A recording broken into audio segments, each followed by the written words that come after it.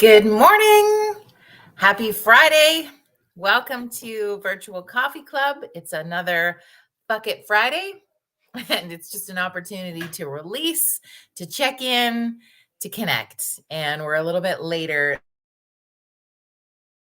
than usual today due to some scheduling, but I'm going to give you a moment to maybe you're grabbing your Tims if you're in Canada or whatever else you're drinking, wherever else you're checking in from us today. And I hope you're well. As you join, hoping there will be people join since we are a couple hours late. Please say hi in the comments and let me know you're hanging out today.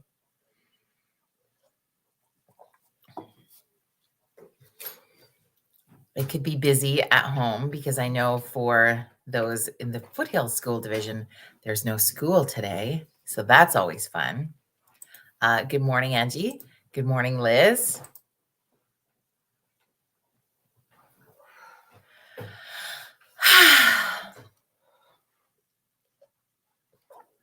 How are you guys? What's going on in your world? Let me know how you are. We're going to give people another minute to get situated. And yeah, it's about what I know today. Good morning, Cheryl. How are you? Trellis, good morning.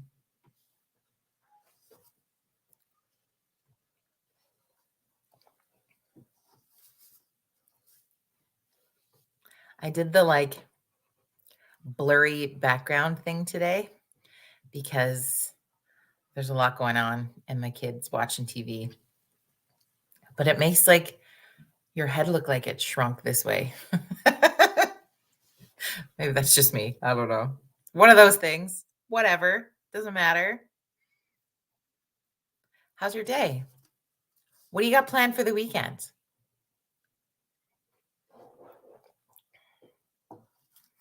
Well, I appreciate you taking some time to connect and check in with Coffee Club.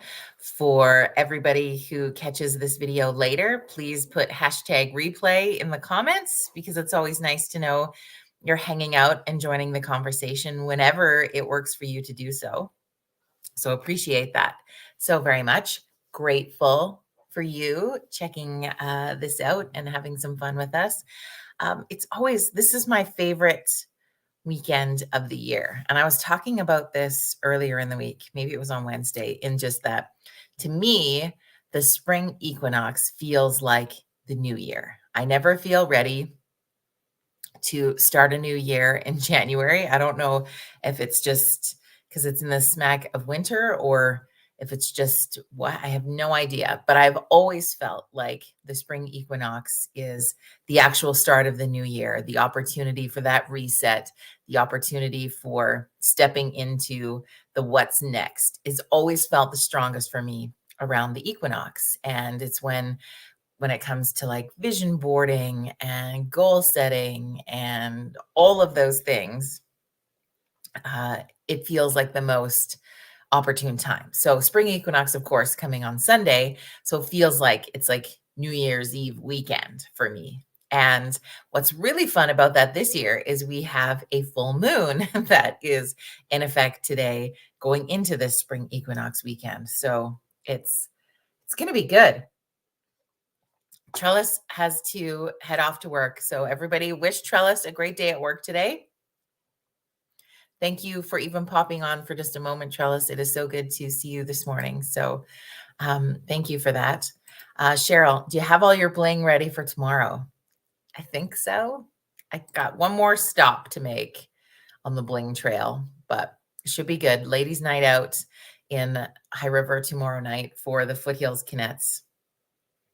Should be interesting. We talked about that before.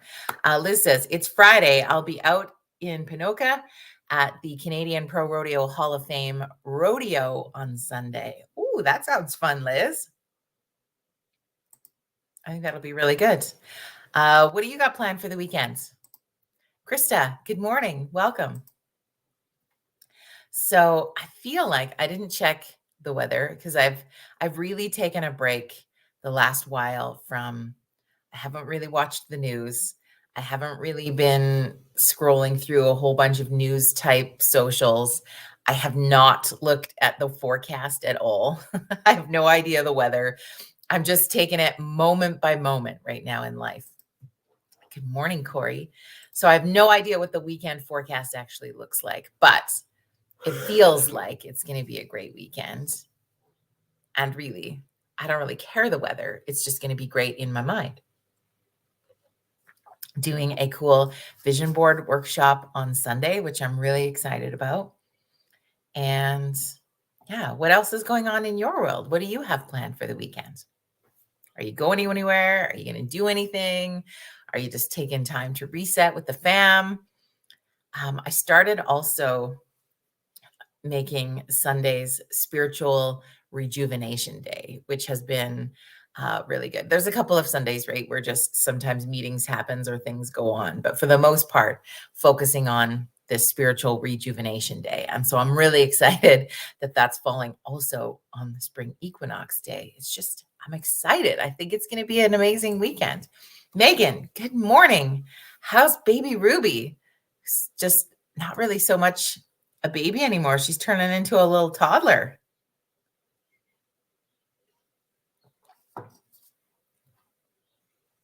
Okay. Thankfully, we have a meteorologist on the show. So Angie says the forecast looks amazing till Sunday, but next week is pretty good. Hey, it's like the middle of March. This is ultimately in Alberta anyway, depending where you check in from. But ultimately, it's kind of this most snowfall month, I think, in tradition. So we probably have some more of that coming our way. Just saying. Just saying. It's going to be good. Next week, I'm really looking forward to hanging out and checking in on Monday with you. I have a couple special guests joining us on Coffee Club on Monday morning. It is World Down Syndrome Day, and we are going to meet Anna, who is the cutest little girl you will ever see, and her mom, Jen. And we're going to talk a little bit about the importance of recognizing that day and some awareness, taking some stigma, and doing a little educating. So I'm really excited about that for Monday morning. Cheryl says she saw her first gopher today. That's a sign of spring. I've seen a lot of geese of recent, but I haven't seen a gopher yet. I know there's something so, what would it be? There's something so uplifting about spring. There's something so exciting about spring. But it's going to be good. Sorry, that message distracted me. How are you? What else is going on?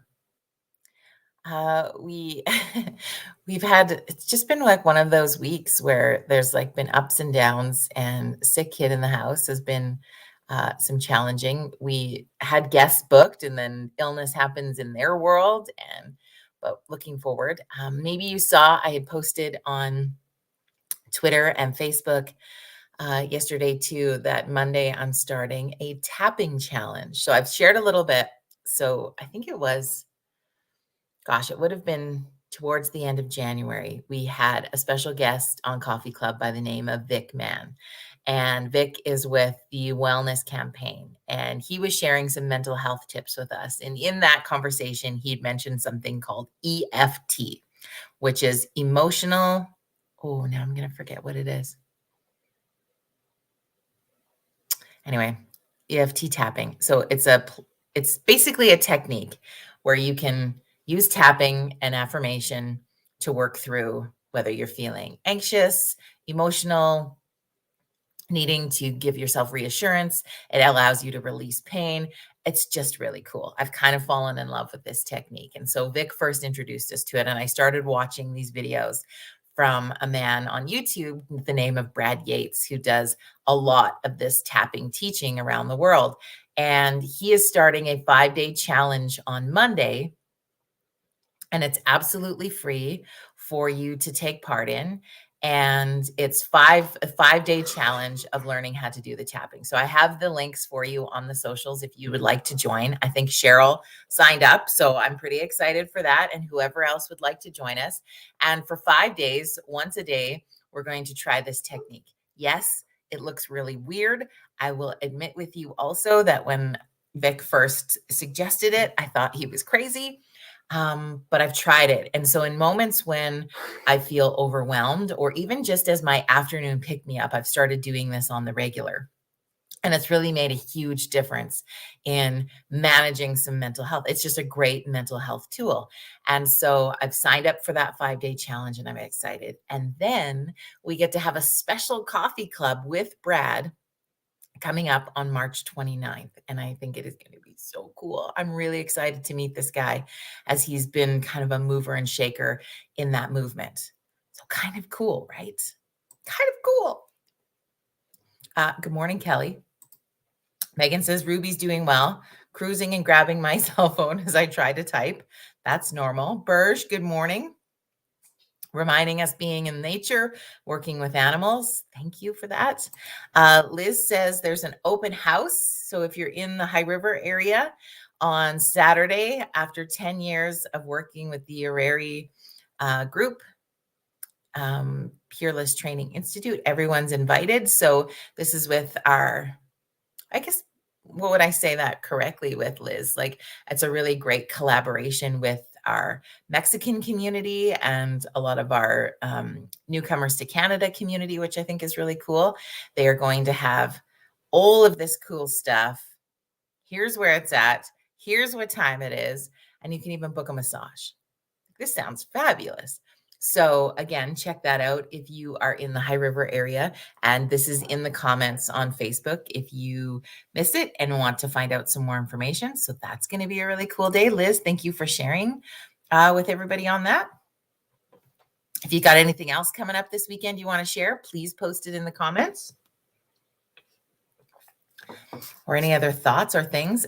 It's also, because we moved from WTF Wednesday to Fuck It Friday, you have the opportunity today, if there's something that you feel like you need to release. And I think on the day of a full moon, this is a perfect day to release anything. So thinking about expectations that you put on yourself, expectations that you have on other people, they rob us. Right? They rob us and dilute our current realities, those expectations. So we're going to release those today. An option, if you want to give it a try, like, you know what, try something new today, is write out some of those expectations. And then I want you to light them on fire. And I want you to get rid of them today and just absolutely release them.